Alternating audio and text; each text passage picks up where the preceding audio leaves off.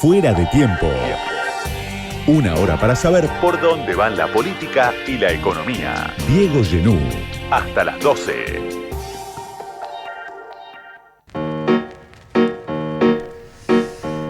Gonzalo Pardo, el oso, es fotógrafo, obrero audiovisual, así se define, y es autor además de una novela que salió hace unos meses. Cualquier lugar es bueno para morir, ya te impacta desde el título, publicado por Ediciones El Panda. Gracias, oso, Gonzalo, por haber venido al programa. Favor, un placer. Bueno, vamos a hablar de esta novela, sobre todo, aunque no solo, y es una novela que se inicia con una escena con la que muchas veces uno puede fantasear, ¿no? Que es la General Paz militarizada, las comunicaciones cortadas, fuerzas de seguridad de un lado del otro, porteñas, conurbanas.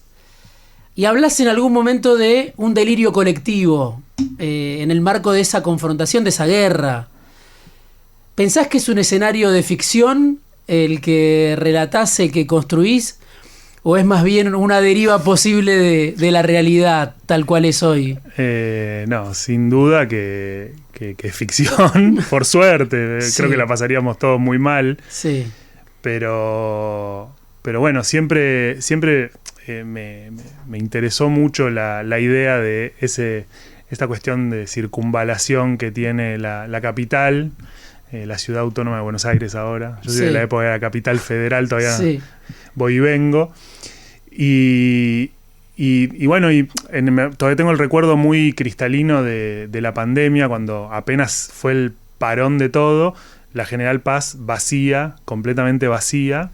Era un escenario que yo no lo había visto nunca, al menos. Entonces, de repente, la posibilidad de visualizarlo era fuerte. Y la cuestión del delirio colectivo, bueno, tiene que ver con estas cosas de que nos pasan menos extremas que las de repente las que dan el escenario a la novela. Sí. Pero que te cruzas con un montón de gente que no puede creer lo que está pasando y sin embargo ya pasó, ¿no? Sí. Y es un poco... La distopía hecha realidad. Sí, algo del apocalipsis a cuentagotas, ¿no? Como siempre, esta idea de que algo va a suceder de golpe y todos nos vamos a dar cuenta de que sucedió, que habita un montón de ficciones distópicas, y la realidad es más como, bueno, nos vamos yendo a la mierda a poquito, y esta típica imagen que a tanta gente le gusta de las ranas que en el agua fría y se calienta y no se dan cuenta hasta que ya es tarde, bueno. Sí, se va naturalizando, ¿no? Lo que antes era Y ficción pura. Lo que pasó, ya sucedió, ¿no? Y bueno, y no es ficción. Sí. Pablo, que es el protagonista de la novela, Cualquier lugar es bueno para morir, quiere escapar de la ciudad para ir al campo, tiene que escapar de la ciudad para ir al campo. Y ahí también te trato de preguntar sobre el protagonista. Digo, ¿es la guerra la que lo está obligando a Pablo a irse de la ciudad, o hay un deseo más profundo que tiene el protagonista de romper con todo, de salir en busca de otra cosa? No, sin duda... sin duda que hay algo más. Sin duda que hay algo más. Y a mí me parece como muy interesante que son como dos escenarios que yo habito mucho. El superurbano, porque me crié, crecí acá, aprendí a vivir en esta ciudad, y después un montón de otras cosas que me han llevado a otros lugares del país y qué sé yo. Y siempre me resultó muy interesante esos encuentros entre alguien que tiene su vida concebida en lugares más rurales o incluso urbanos de menor escala, y los que crecemos sumidos en la locura y la velocidad total de las megaciudades, ¿no? Sí. Entonces ese lugar siempre me interesó, y un poco la idea de cómo nace el germen de la novela tiene que ver con la imposibilidad. Creo que tanto para Pablo como para mí, la pandemia tiene la pandemia no tiene nada que ver con la novela, pero sí tiene que ver con el momento en el que yo también pude estar un poco más quieto y tener la capacidad de sentarme a escribir, que es algo que me cuesta un montón y que no hago, además, regularmente. Es tu primera novela. Es mi primera novela, Sí. completamente inesperada para mí. Y esta cosa de la imposibilidad, ¿no? Como bueno, a mí me gusta mucho salir de la ciudad, ir a conocer otros lugares, a hacer actividades en otros lados. Pero bueno, yo no siempre puedo porque tengo que laburar, o porque no tengo guita, o porque lo que sea, o porque no tengo tiempo. Pero de repente la pandemia fue la clausura total de esa posibilidad, ¿no? Y esa es una cosa que nos tocó también en esto de lo colectivo, que cada uno atravesó dentro de sus posibilidades, sobre todo cabeza, ¿no? Como que nos puso muy a prueba de esto, de cambios bruscos, y de repente, bueno, eso, de sentir la necesidad de hacer algo que no se puede hacer, ¿no? En pos de un bien colectivo que no queda del todo claro. A mí también eso me parece como interesante. Y bueno, y Pablo tiene sus razones, también es como un desafío para mí hablar de la novela y no spoilear, no tirar ninguna que arruine la experiencia a quien tenga ganas de leerla. Pero bueno, Pablo tiene sus razones y son muy fuertes, y de hecho corre muchos riesgos para hacerlo. Entonces eso para mí habla de que es una necesidad para él. Sí. No es algo negociable. Uno de los grandes temas de la novela es el compañerismo, la solidaridad, la hermandad que se construye entre Pablo y su compañero de fuga, de aventura, que es Dani, ¿no? Pero también Pablo atraviesa el país para encontrarse con su padre, ahora que justo fue el Día del Padre. ¿Qué hay algo que dice la novela? ¿Qué importancia tiene esa relación padre-hijo? El padre no está en la novela, pero sin embargo es el norte del protagonista. Sí. Y bueno, a mí mi viejo es el que me enseñó cómo vivir, o sea, en términos a brocha gorda, es el que te muestra un montón de cosas. Incluso la mayoría de las enseñanzas no son las que vienen con pretensión de enseñanza, sino como las que uno ve de cómo vive la gente, tanto padres como madres, ¿no? Crecer ahí cotidianamente. Y bueno, son vínculos completamente imposibles de describir para mí en magnitud y en profundidad. Son como mundos muy, muy complejos, muy difíciles de transitar, y súper interesantes y ricos. Bueno, una cosa es la historia personal, pero a la hora de la ficción, bueno, como los vínculos de amor, de los filiales, son como... El título, de hecho, es una frase del padre. No? Más o menos, algo así, es una reformulación de eso. De algo que el padre le había dicho a Pablo en algún momento. Sí, bueno, es la muerte, ¿no? Es como esta cuestión que en el orden natural de las cosas, además le llega primero al padre que al hijo en la vida de todos nosotros. Si no pasa nada fuera de lo común, es el orden natural de las cosas. Entonces...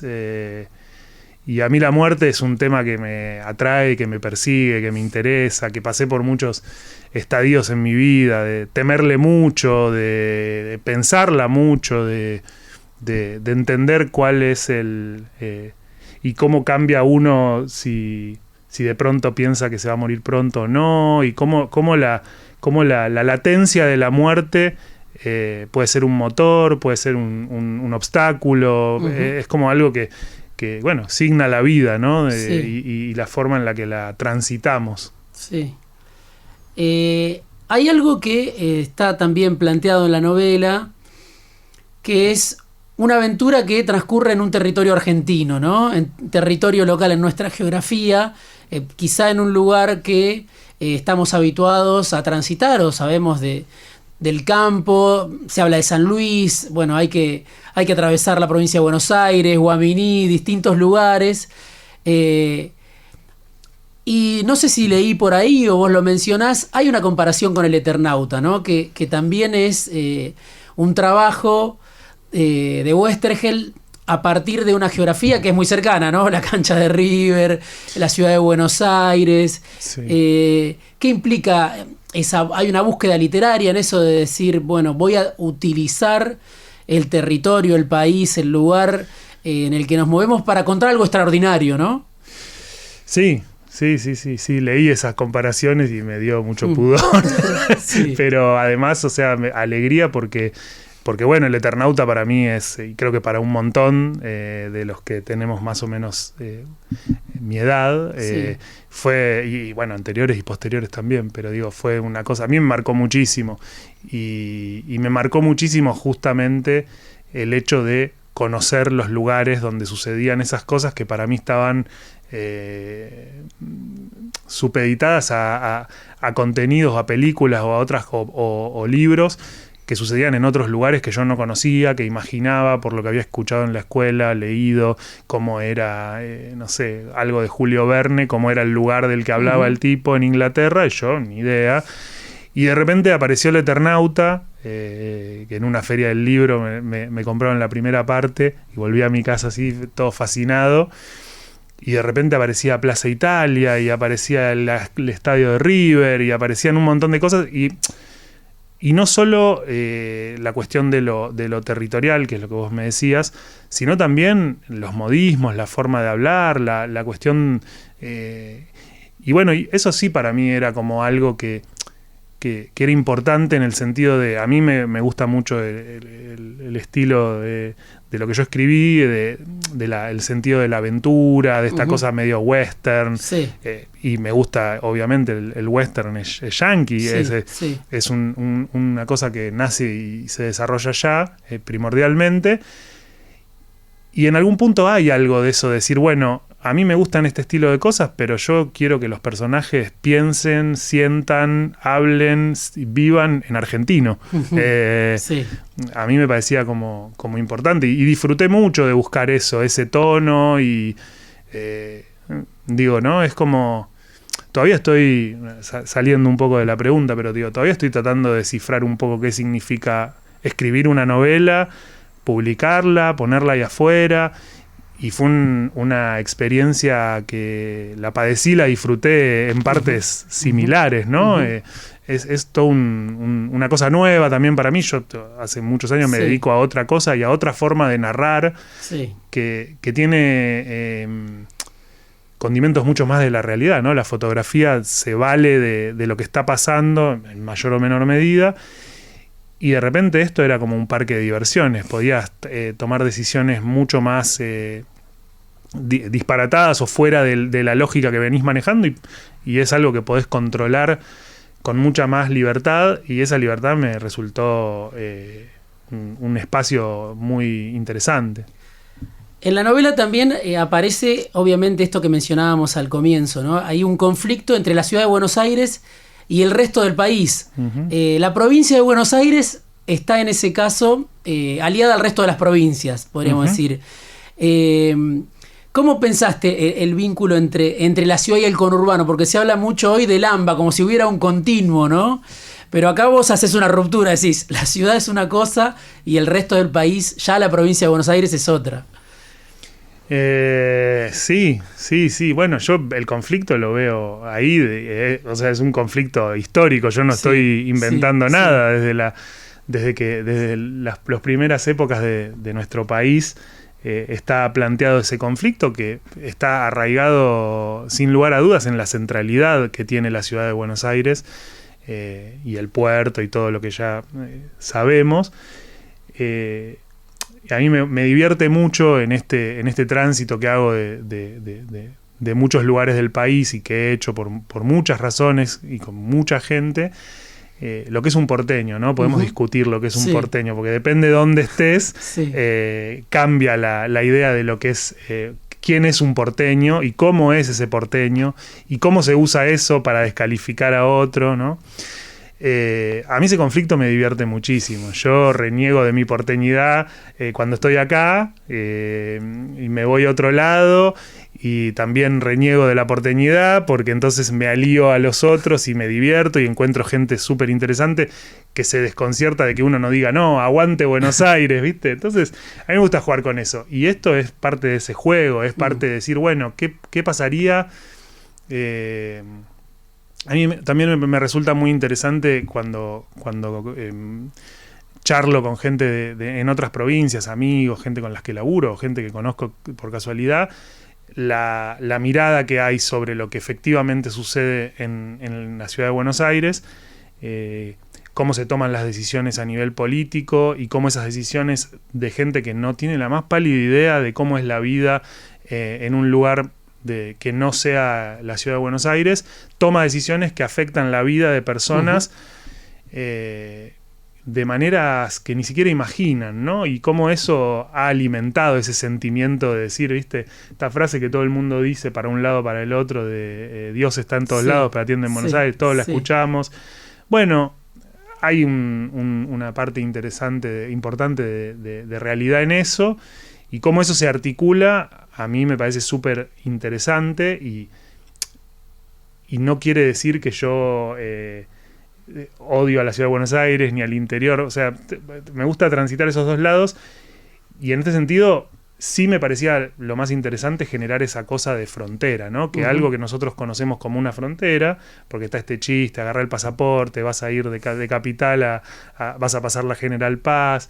Es algo que, y también está en lo que vos decías, ¿no? En la relación no de la ciudad en particular con el país entero, sino con el conurbano, que es como está, la territorialidad obliga a un vínculo que todo el tiempo hay un intercambio, la cantidad de gente que va de un lado para el otro todo el tiempo. Y bueno, ¿qué pasa si eso de repente lo clausuramos, ¿no? Te saco un poquito de la ficción y te traigo al presente.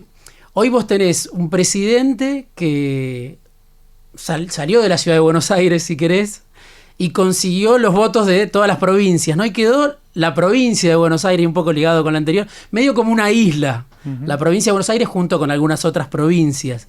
¿Cómo se conecta para vos esta ciudad de Buenos Aires, que muchas veces es rechazada en las provincias, los porteños, sin embargo, está como en una sintonía en este momento político, la ciudad con San Antonio de los Cobres, por ejemplo, ¿no? Es una locura. O sea, estás hablando de que mucha gente en muchas provincias se la pasa renegando de los porteños y eligieron un porteño nivel 1000. Sí. Es un tipo que no comprende, no parece comprender lo que sucede fuera de los números, ¿no?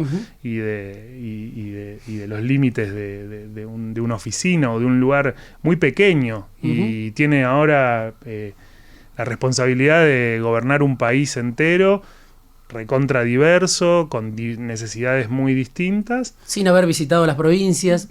Sí, yo, delirio colectivo, volvemos ahí. Yo no lo comprendo, más allá de todas las discusiones que podemos tener. No entiendo dónde se ve el posible beneficio de un montón de gente en lo que está pasando, en lo que plantean. Me parece una locura. Ese es el delirio colectivo en el que vivimos y que hay que transitar. Y bueno, es en goteo, es en tiempo real, es día a día, y hay que construir alternativas y seguir para adelante. Como resultado de la guerra, en la novela se impone una nueva ley, ¿no? Y hay personajes que empiezan a acumular poder. Hay dos personajes, uno muy importante, muy central, que es como el antagonista de Pablo, del protagonista, que es Serrano, ¿no? Por ahí se desliza, es un ex policía bonaerense, alguien, una especie de matón. Y el otro que aparece menos es el dueño de la estancia, Vázquez del Corro. Los dos son antagonistas de Pablo, del protagonista, pero sobre todo Serrano. ¿Cómo es ese vínculo entre el verdugo, podemos decir, el ex policía y el dueño, el que aparece sobre el final? ¿Cómo lo pensaste? Porque de alguna manera son complementarios, pero hay uno que manda y no se involucra tanto, ¿no? Que mira el conflicto casi divirtiéndose, que es el dueño. Y bueno, pero ¿no es un poco lo que vivimos? Sí. Gente que toma decisiones en una oficina y le da órdenes a las fuerzas de seguridad para que, la analogía se hace sola.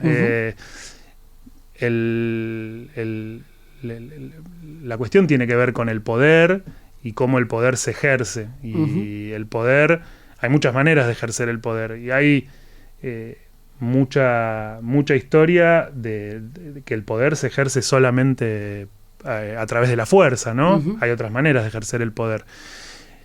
Bueno, ahora estamos viviendo una realidad donde eso está incrementándose. con el tema de los detenidos, con Sí. todo lo que está pasando. Los vínculos están ahí, pero también yo tengo 43 años y crecí con un montón de cosas que son las que todos hemos atravesado, que tienen que ver con los abusos de la fuerza de seguridad, las cuestiones, los crímenes de Estado y un montón de maneras de ejercer el poder, que muchas veces el brazo que conocemos es el brazo de la fuerza de seguridad, de los militares, pero las decisiones se toman en una oficina o en una estancia o en un edificio o en la Casa Rosada. Entonces, en el vínculo, en esos vínculos, en lo chiquito también se explica lo grande. Digo, de vuelta, este tipo estará loco, es una porquería, pero ganó las elecciones y las representaciones de la política tienen que ver con el país donde uno vive. Entonces, hay que también pensar en cómo muchas de las cosas chicas que hemos dejado de mirar de nuestra vida cotidiana, de cómo nosotros actuamos respecto de la gente que está cerca, también nos llevan a los lugares donde después sucede, esas cosas se replican. Digo, no todo sucede de arriba para abajo, también sucede de abajo para arriba. Y también hay que mirarse a uno mismo cómo hicimos las cosas, y no digo hicimos, cómo uno hizo las cosas, cómo se comportó con los demás, y vos hablabas del libro del compañerismo, de la solidaridad. A mí también me interesa mucho eso, y no para un libro, para la vida, para decir cómo uno se maneja con la gente que tiene cerca y cómo se construye lazo comunitario, y cómo armamos realmente una sensación de que vivimos juntos. Porque al fin y al cabo vivimos todos juntos. Este país vamos a seguir viviendo. Ninguno va a ganar y va a lograr que los otros se convenzan ni que se desaparezcan. Ya lo intentaron. Entonces hay que ver cómo atravesamos esa encrucijada. El libro se presentó en la Casa de la Provincia de Buenos Aires con un grupo de gente amiga. Y uno de ellos era Juan Ruoco, que además es autor de El Coloso Justicialista, que es otro de los libros de la editorial, Ediciones El Panda. Háblame un poquito de la editorial, ¿qué tiene de particular Ediciones El Panda? Aguante Ediciones El Panda. No, gente amiga, alguna, son un grupo de amigos, y algunos ya lo conocía, la mayoría no. Y estoy súper agradecido en muchos sentidos. En el más personal, porque confiaron, porque ellos abrieron una convocatoria para publicar y leyeron primero una especie de sinopsis y se interesaron en leer lo que yo tenía, y después me impulsaron a terminarla. Eso, para mí, a mí me parece, cuando te digo que estoy tratando de descifrar qué significa publicar una novela, te hablo de que yo estaba escribiendo porque estaba en la pandemia y no sabía qué hacer, y de repente apareció la posibilidad de publicar, y para mí era algo que de verdad era muy lejano. Entonces, ellos tuvieron el rol de aparecer en ese momento y darme una dosis de confianza y de empuje para terminarla y para que esto sea realidad, que yo lo agradezco mucho. Después, a nivel editorial, ellos tienen una conformación y una cuestión de filosofía de cómo trabajan que yo la aprecio mucho, habiendo atravesado experiencias colectivas y cooperativistas, y ellos tienen una cosa muy cercana y muy honesta de cómo se manejan y de cómo funciona su editorial, que también la valoro mucho, y que es mucho más directa, que no. Por eso el libro no está en librerías y se consigue en la web, que eso es algo importante. Y que reparten también la cuestión de las ventas con el autor en un porcentaje por encima del usual, porque creen que hay que valorar ese trabajo de escribir. Entonces, les mando un saludo, son lo más los chicos, así que eso, súper agradecido que sea realidad. Me estoy ya quedando sin tiempo, pero te hago la última, un poco volviendo al comienzo, ¿no? Sos fotógrafo desde hace 20 años, trabajaste en series, en documentales, y en una época tomada por las imágenes, decidiste volcarte a la literatura, a la escritura. ¿Por qué? ¿Por qué ahora sería? En rechazo a la época. A la época la rechazo de plano. Pero no. En rechazo a tu propia historia como fotógrafo. No, cuando empecé no lo sabía del todo. Y hace un tiempo lo entendí con algo que me dijo alguien, que me contó que había disfrutado mucho leer la novela y que le estaba costando mucho leer y que se había reenganchado y se la había leído de un tirón y que eso que era un valor también que un libro logre eso. Uh-huh.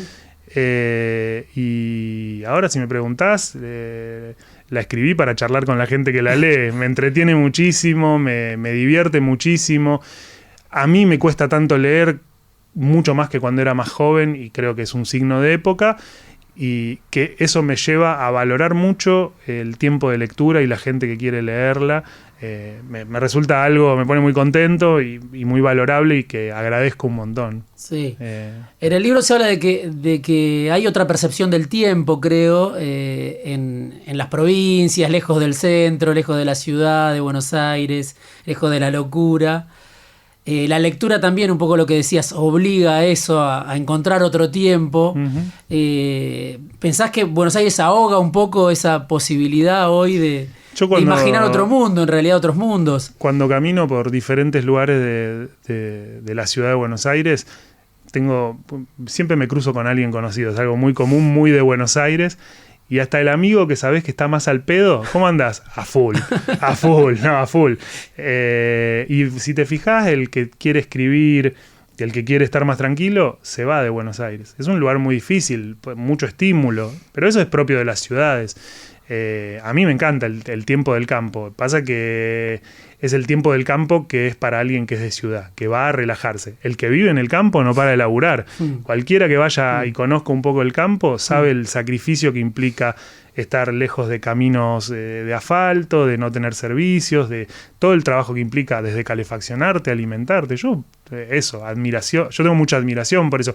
Y me encanta estar con gente que conoce esa vida porque la vive y que comparte toda esa forma de vivir, así como me encanta encontrarme al porteño más porteño de todos que te dice, vamos a comer el tostado de acá porque este es el mejor tostado que hay. Eso es disfrutar la vida, supongo, esté donde estés, pero me gusta que sea una hibridación. Supongo que no me llevaría bien con una vida constante en el campo, así como tampoco me llevo bien con periodos prolongados en la ciudad de Buenos Aires. Gonzalo Pardo, el oso, fotógrafo, obrero audiovisual, es autor de esta novela de la que estuvimos charlando hoy en Fuera de Tiempo, Cualquier lugar es bueno para morir, de Ediciones El Panda. Gracias, Gonzalo Oso, por haber estado acá. Gracias a vos. Fuera de Tiempo. Una hora para entender la política en este mundo inestable. Diego Genú. Hasta las 12.